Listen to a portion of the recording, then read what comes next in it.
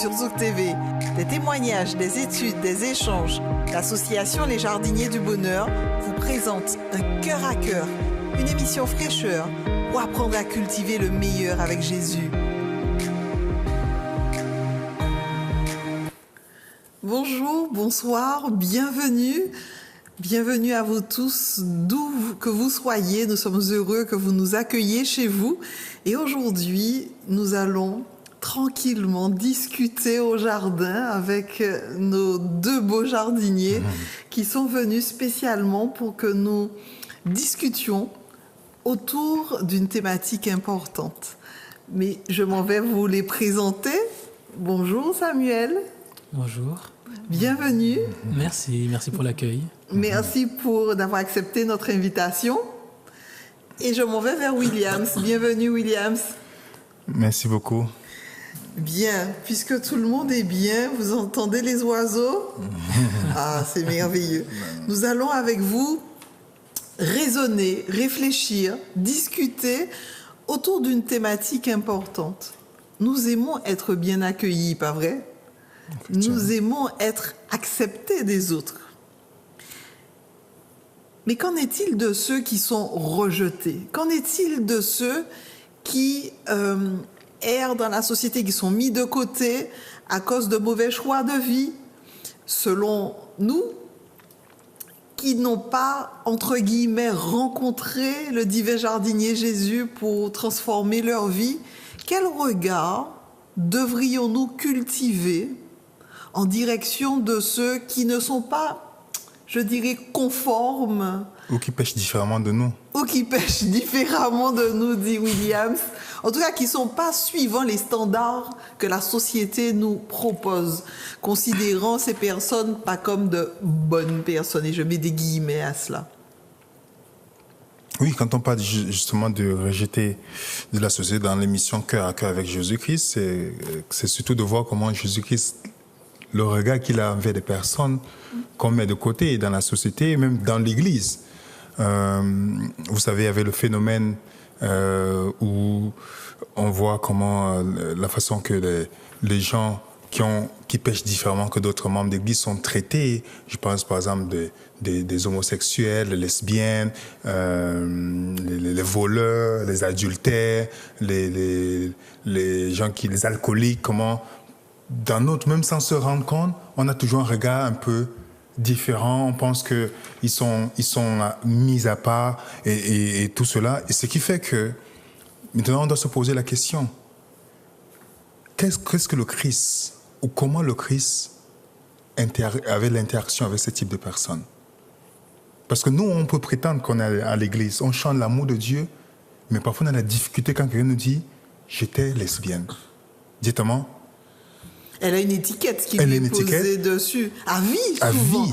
Quand bien même elle ferait alliance avec Jésus. Effectivement.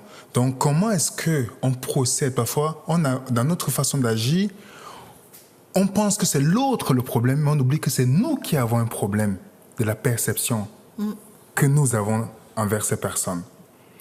Donc, comment Jésus-Christ avait l'interaction avec ces personnes? Il y a quelques textes dans la Bible qui nous donnent quelques indications. Et c'est ça que je trouve magnifique avec Jésus-Christ. C'est que si, comme Gandhi disait, si tous les chrétiens étaient comme Jésus-Christ, le monde entier sera chrétien. Tout à fait.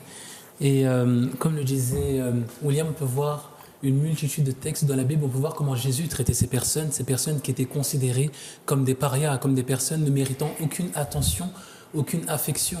Par exemple, dans le texte de Luc 15, à partir du verset 1er, on peut voir que Jésus n'était pas assis avec les pharisiens, avec les docteurs de la loi, ceux qui gardaient la loi parfaitement par leur propre force. Il était assis avec les gens de mauvaise vie, certainement des prostituées, certainement des drogués, toutes les personnes qui étaient rejetées de la société. Et d'ailleurs, c'était une chose qui lui était reprochée.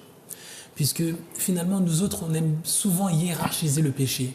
Comme disait William, lorsqu'on rencontre des homosexuels ou des drogués, on va dire « Ah, cette personne, c'est une personne qui ne mérite aucune compassion. Cette personne, comment est-ce qu'on peut s'asseoir autour d'elle ?» Et j'ai même déjà vu cela dans l'église, des personnes qui avaient des problèmes avec l'homosexualité, par exemple. Et on voulait présenter cela comme étant pire qu'une personne qui était adultère, par exemple. Ou orgueilleuse. Voilà, ou qu'une personne qui est orgueilleuse, alors que tout est au même plan. Et Jésus n'est jamais venu pour les personnes qui étaient parfaites. toute façon, il n'y a pas de personne parfaite sur terre, sinon ça se serait depuis longtemps. Mais Jésus est venu justement pour toutes les personnes qui reconnaissent avoir besoin d'aide, avoir besoin d'un sauveur. Il n'y a aucune personne qui pourra dire mon péché est moindre que le tien, mon péché est moins important que le tien. Le fait de mentir est la même chose que la personne qui a tué. Aujourd'hui, Alors, comment faire pour changer ce regard-là? Avant d'aller sur le point de changer, Samuel a soulevé un point très important. Par exemple, dans Luc chapitre 15, que justement il a cité, en lisant ce texte, j'étais ébloui. Parce que quand on voit le verset premier, oui, on nous dit tous les publicains et les gens de mauvaise vie, donc entre guillemets, voleurs, pédophiles, homosexuels, lesbiennes, LGBT, c'est ça, toutes les personnes dont mettez tout ce que vous faites dans votre vie. On dit, s'approchaient de Jésus pour l'entendre. Remarquez bien, ils se sentent attirés par qui? Par Jésus. Par Jésus. C'est comme s'il y a quelque chose en Jésus qui les attire. Mais on dit, et les pharisiens et les scribes. Les pharisiens et les scribes, c'est ceux qui pensaient qu'ils étaient parfaits. Et c'était les religieux. Vous comprenez? On dit les pharisiens et les scribes murmuraient disant, cet homme accueille des gens de mauvaise vie et mange avec eux. Donc ça veut dire que si Jésus-Christ était aujourd'hui dans la société, il devait passer le temps avec qui?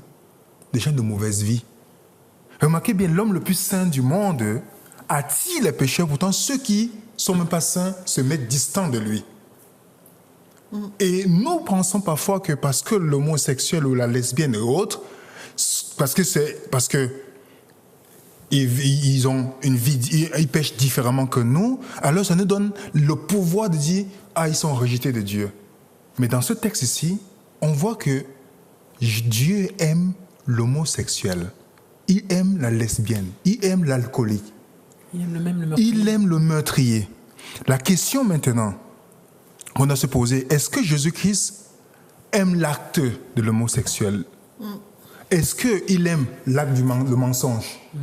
Mais il aime le menteur. Est-ce qu'il aime l'adultère? Celui qui a commis, il aime, mais il hait l'action qui s'est faite. Mais Jésus-Christ, quand il est venu sur la terre, il est venu parce que sachant que le péché a corrompu l'humanité. Et ce péché-là a fait à ce qui est resté dans notre ADN. Et Dieu veut séparer le péché du pécheur. En d'autres termes, ce que Dieu aime le plus, qui est l'homme, aime ce que Dieu hait le plus, qui est le péché. Je vais reprendre. Ce que Dieu hait le plus habite en ce que Dieu aime le plus. Et Jésus-Christ, dans son but, quand il vient pour guérir l'homme du péché, il ne vient pas en le condamnant, mais il vient en insufflant en lui une puissance de ne plus faire cela. Mais ce n'est pas nous. Ce n'est pas à nous de pointer comme des directeurs de conscience en disant ce que tu fais c'est mauvais. Je me rappelle en j'étudiais avec des personnes homosexuelles et lesbiennes qui aujourd'hui qui sont mariées au taureau. C'est pas moi qui leur ai dit de changer. Mon but principal, c'était de leur présenter Jésus-Christ. De présenter Jésus-Christ. Et maintenant, c'est Jésus-Christ qui fait le changement. Puisque moi aussi, il opère ce changement dans ma vie. Est-ce que parce que je pêche différemment que l'homosexuel, que je vais le mettre de côté? Non. Je dois le regarder avec le regard de qui? De Jésus. Comment Jésus-Christ le voit? Jésus-Christ, comment le Père voit le pécheur? Il le voit à travers Jésus-Christ. Donc je le vois avec l'espérance que Jésus-Christ va le transformer. Mais nous ne voyons pas comme ça. En discutant avec parfois mes amis évangéliques, quand ils sont très aptes à aller dans Lévitique, tu vois, Lévitique dit l'homosexuel, on doit le lapider. C'est une abomination. Il dit, ah bon, donc maintenant tu crois à l'Ancien Testament. Pourtant, quand je te dis qu'on ne doit pas manger le porc dans l'Ancien Testament, tu me dis c'est l'Ancien Testament. Mais tu peux maintenant aller dans l'Ancien Testament, trouver le texte pour justifier le péché. En d'autres termes, nous prenons dans la parole de Dieu ce qui nous agrée. Effectivement. Pourquoi? Parce que, remarquez bien, celui qui juge, la façon que nous jugeons les personnes ne détermine pas qui ils sont, mais détermine qui nous sommes. Donc la manière dont nous jugeons les autres détermine pas qui ils sont, mais qui nous sommes. Effectivement. C'est pourquoi dans notre procédé avec les personnes, on peut voir réellement quelqu'un qui est converti dans la manière qu'il traite les autres. Si je sais que je suis racheté par le sang, seulement par les mérites de Jésus-Christ, vous pensez que si je vois un pécheur, quelqu'un qui est tombé autour de moi ou qui est dans la pratique du péché, c'est le moment où il doit être proche de la personne, pas être loin de la personne. Si réellement je sais que je suis sauvé par les mérites de Jésus-Christ. Samuel, les rejetés de la société, comment donc nous aider mutuellement, puisque nous sommes là pour nous apporter, nous entraider, nous soutenir, à changer ce regard, cet élan du cœur où nous hiérarchisons le péché, nous hiérarchisons ce que nous préférons ceux qui sentent bon, ceux qui sont politiquement corrects, acceptables, des notables, des personnes qui occupent des fonctions nobles et qui peuvent nous être utiles en cas de besoin, mais pas des inutiles. Bien, je pense que la seule manière que l'on a de pouvoir changer notre manière de voir les choses, d'agir d'une manière qui soit juste et qui soit équitable avec tout le monde, c'est simplement de prendre l'exemple de Jésus, comme nous l'avons dit. Puisque moi-même, lorsque j'étais plus jeune, lorsque j'étais dans les églises, toujours j'entendais parler par exemple de femmes qui étaient adultères. Parfois on me dit oui, telle femme, c'est, pardonnez-moi l'expression, mais c'est une prostituée, elle a trompé son mari, elle a fait ceci, elle a fait cela. Et vous voyez, par exemple, j'ai une histoire où j'ai entendu toute ma vie pendant une dizaine d'années, en tout cas, qu'une femme était une femme très mauvaise, qu'elle avait trompé son mari. Mais le truc, c'est que personne ne s'était jamais soucié de savoir quel était le contexte, qu'est-ce qui s'était passé dans leur couple, et finalement de savoir comment ils auraient pu aider ce couple. Puisque finalement, un jour, cette sœur est venue me raconter son histoire. Ce n'était pas prévu et je ne savais pas. Et finalement, je me suis rendu compte que la personne dont on m'a parlé toutes ces années, la femme qu'on a qualifiée de prostituée toutes ces années, était cette femme que j'avais en face de moi. Et finalement, je me disais, mais est-ce que ces personnes se rendent compte à quel point ils ont brisé le cœur de cette femme ? Puisque si cette personne n'était pas solide, si cette personne, Dieu ne l'avait pas renforcée, finalement, elle aurait pu laisser tout tomber, la personne aurait pu partir en dépression et la personne aurait même pu aller jusqu'au suicide. Absolument. Souvent, on ne mesure pas la portée de nos paroles, la portée de nos actes, la portée de toute la tension que l'on peut mettre sur les personnes lorsqu'une chose pareille se porte. Surtout, je dis pire encore, porter un jugement tel sur quelqu'un modifie le regard des autres sur cette personne, avant même qu'elle n'entre en contact avec l'autre personne, compte tenu des rumeurs, compte tenu de la perception, même ça fausse la relation qu'elle pourrait avoir d'empathie peut-être avec son entourage. Je peux vous donner un exemple. Par exemple, on a l'exemple de l'apôtre Pierre, qui était un apôtre zélé, qui disait toujours « Si tout le monde t'abandonne, Jésus, moi je serai toujours avec toi. Eux tous là, ils vont t'abandonner, mais moi, aie confiance en moi, je serai toujours présent, je ne t'abandonnerai jamais. » Jésus lui dit « Avant que le coq ne chante, tu vas m'abandonner, tu vas me renier 3 fois. » Le gars « Non, jamais, jamais. » Ça se passe en effet, il a renié Jésus 3 fois. On pourrait se dire « Mais c'est un traître, c'est un lâche. Il a menti 3 fois. » Et s'il était dans l'église aujourd'hui, on devait le radier. Non, totalement. On va dire, mais cette personne n'est pas digne de faire partie de l'élite des personnes que Jésus a formées pendant 3 ans. Ils ont dormi ensemble, ils ont mangé ensemble. Ça a du sens de manger et de dormir avec des personnes. Et finalement, lorsque Jésus le voit après sa résurrection, il ne lui fait aucun reproche. Il ne lui dit pas, oui, tu m'as trahi, tu m'as déçu. La seule chose qu'il trouve à lui dire, c'est, je te fais encore confiance, paie mes brebis. Et finalement, c'est là où on voit la différence entre la manière dont Jésus traite les personnes et dont nous-mêmes, nous traitons les personnes lorsqu'ils sont différentes, les personnes qui se retrouvent face à nous.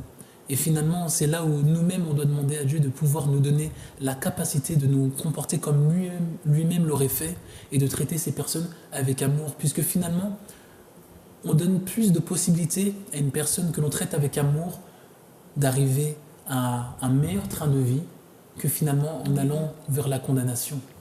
Parce qu'on voit aussi dans ce que Samuel dit, la Bible dit que Dieu est amour. Quand on va dans 1 Corinthiens 13, on dit bien l'amour, la première caractéristique de l'amour ici, c'est l'amour est patient.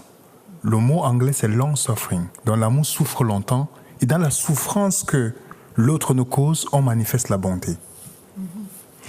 Donc l'amour croit tout. Il pardonne tout. Ça veut dire que Dieu, quand il nous regarde, en dépit de nos faiblesses, il croit plus en nous que nous ne croyons en lui. Et dans l'approche que Samuel a donnée, on voit aussi la femme adultère. Elle n'a pas commis l'adultère tout seul. On a voulu la piéger et piéger Jésus-Christ. Et maintenant, Jésus-Christ dit, ils viennent maintenant devant Jésus-Christ voulant pour le piéger. Jésus leur dit que celui qui est d'entre vous qui est sans péché, lui jette la première pierre. En d'autres termes, le seul qui était sans péché dans cet endroit, c'était Jésus-Christ. Mais il n'a jamais lancé la pierre. Mais ceux qui avaient le péché en eux étaient aptes à lapider ces dames. Pourquoi? Parce que ça a révélé réellement ce qui est dans le cœur. Parce qu'on juge les gens selon nos propres justices et non la justice divine. Lorsqu'on regarde la justice divine, on est tous au même niveau devant Dieu. Mais lorsqu'on juge quelqu'un selon notre propre justice, on commence à dire, tu vois, telle personne est ceci, et c'est comme ça qu'on peut détruire la vie de quelqu'un. Mais Jésus-Christ dit, moi non plus, je ne te condamne pas. Vous vous rendez compte? Celui qui a le droit de la lapider là, dit, je ne te condamne pas. Et puis, il insuffle la confiance en elle. Va, ne pêche plus. Dites-moi comment vous trouvez quelqu'un dans une faute grave et que vous approchez la personne et non de dire, tu m'as déçu, c'est fini. Mais qu'est-ce que vous faites? Je crois en toi. Va encore faire mieux. Cette femme-là a été témoin de la résurrection de Jésus-Christ. Mais toutes les personnes qui la condamnaient, ils ont tous disparu, il n'y avait plus personne autour. Donc comment Jésus-Christ, quand il est notre approche, comme Samuel a dit, posons-nous la question à chaque moment. Que ferait Jésus à ma place? Et comment nous-mêmes on aimerait être traités? Effectivement. Puisque souvent on oublie la manière dont on aimerait être traité. Si par exemple demain la police débarque chez moi, il m'arrête, j'aimerais être traité par mes amis bien, avec respect, avec amour, qu'ils puissent se dire, ah, c'est certainement une erreur judiciaire, Samuel n'aurait jamais pu faire ça, ou simplement que ces personnes puissent me dire, bien quoi qu'il arrive, même si tu as commis le crime qui t'est reproché, même si tu es tout ce que toutes ces personnes disent, finalement, bien, je ne te condamne pas, il y a toujours de l'espoir pour toi. Oui, et c'est ça que Jésus-Christ nous enseigne. Et toutes les personnes rejetées de la société, les SDF, les alcooliques, les délinquants, les homosexuels et autres, souvent leur attitude a été motivée, du moins leur train de vie aujourd'hui est le fruit souvent de souffrance, où ils n'ont pas trouvé ils n'ont pas trouvé de conseils appropriés, adaptés, et ils se sont réfugiés dans des palliatifs qui les a conduits loin. Effectivement, parce que nous ne connaissons pas le contexte des personnes. Chaque chose a un contexte que nous ignorons, parce qu'on ne lit pas dans les pensées des gens.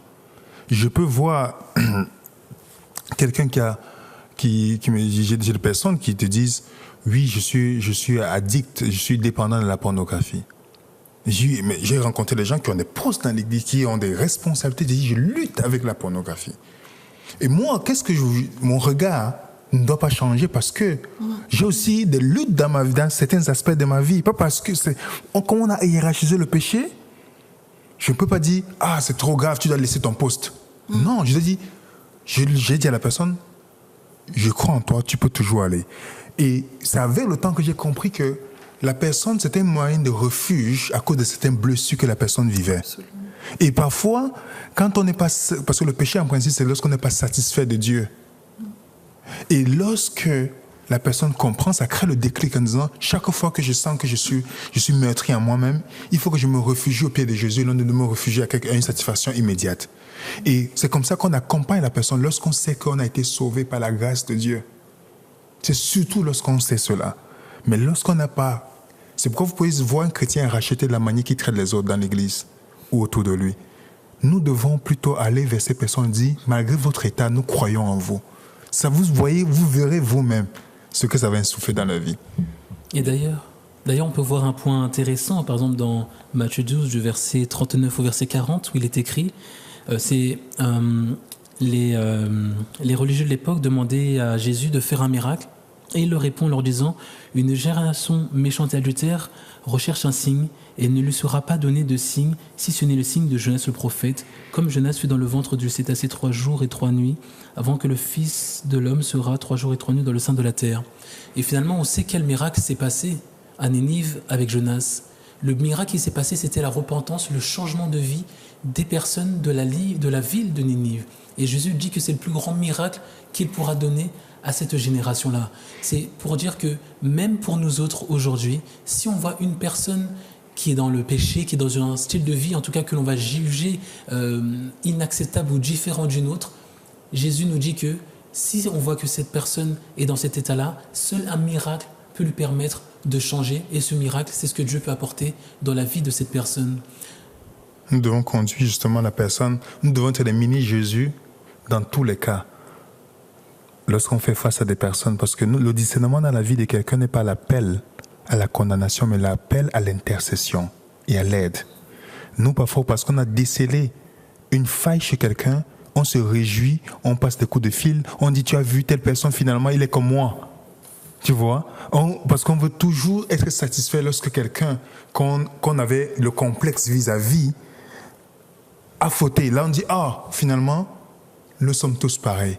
Mais ce n'est pas comme ça que l'attitude de quelqu'un qui est à Jésus-Christ en lui. C'est pourquoi la plus grande condamnation des chrétiens, quand vous lisez Matthieu chapitre 25, ceux qui ont professé le nom de Jésus-Christ, ce n'est pas surtout les péchés cachés. Matthieu chapitre 25 nous indique que c'est la manière qu'ils ont traité les autres. Je dis, ce que tu as fait, c'est à moi que tu l'as fait. Ce que tu as fait à l'un des plus petits, c'est à moi que tu l'as fait. Donc, c'est comme Dieu va les regarder, parce que ton jugement sera en fonction de comment tu as jugé les autres, comment tu as traité les autres. C'est pourquoi l'amour que nous professons va nous condamner.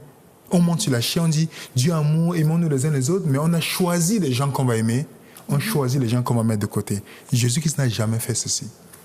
Cela, pardon. Extraordinaire. Donc, un appel à l'intercession, nous devons donc nous rappeler notre mission, savoir que quand on est sur Terre, on a une mission bien précise, celle d'encourager, d'accompagner, de relever, de soutenir. D'aller insuffler la foi dans ces personnes qui ont perdu carrément l'espérance en Jésus, en Dieu. Insuffler la foi. Un dernier petit mot, je crois que c'était le mot de la fin. Pouvoir insuffler la foi, donc on va appeler ça la confiance. Effectivement. Leur dire, oui, c'est encore possible d'avancer, c'est encore possible de réussir. Il y a toujours espoir. Oui. Il y a toujours espoir. Ta valeur ne se mesure pas à ce que tu portes, au regard que les autres ont de toi, mais ta valeur se mesure dans le sacrifice de que Jésus-Christ. Jésus a consenti à faire pour toi à la croix. Il a cru en toi. Il a cru en toi. Et je crois que il croit en toi. Il continue à croire en chacun. Là où nous nous trouvons, il dépose sa semence de confiance en disant, j'ai misé sur toi, persévère. Je t'aime parce que je vois déjà où tu seras. Pas où tu es aujourd'hui, mais je te vois déjà là où tu seras. Il sait qu'il a acheté un appareil qui a brisé. Il n'a pas acheté l'appareil qui était bon et puis il est dessus que ça ne fonctionne. Il dit, je sais que j'ai acheté quelque chose qui ne fonctionne pas parce que je vais le réparer. Extraordinaire. Et nous savons qu'une telle réparation chez un concepteur agréé, un concepteur divinement agréé, c'est la meilleure chose qu'il nous faut. Amis téléspectateurs, nous croyons donc aujourd'hui que notre regard doit changer, va changer au fil. Chaque fois que nous passons du temps avec Jésus, nous nous rappelons que ce que nous faisons à l'un des plus petits, c'est à Jésus même que nous l'avons fait. Alors, nous vous disons, continuez à cultiver le meilleur en l'autre, continuez à insuffler l'amour agapé dans le cœur de ceux que nous croisons, parce que cet amour, cette semence permettra à cette personne d'être un arbre merveilleux qui fleurira, qui continuera à être une fontaine qui jaillira, dit-on, jusque dans l'éternité. Merci pour votre attention, merci pour cette participation à cette réflexion. Et nous disons que Jésus aime les personnes rejetées de la société parce qu'il ne les rejette nullement. Merci à vous d'avoir participé à ce moment de réflexion. Merci d'avoir ajouté cette semence de bénédiction. Nous sommes censés, nous sommes appelés à encourager, à bénir. Merci les jardiniers du cœur. Et nous vous disons à bientôt pour un prochain Cœur à Cœur avec Jésus. Merci Hervé, merci François pour la mise en onde. À bientôt. Sur Zouk TV, des témoignages, des études, des échanges, l'association Les Jardiniers du Bonheur vous présente Un cœur à cœur, une émission fraîcheur pour apprendre à cultiver le meilleur avec Jésus.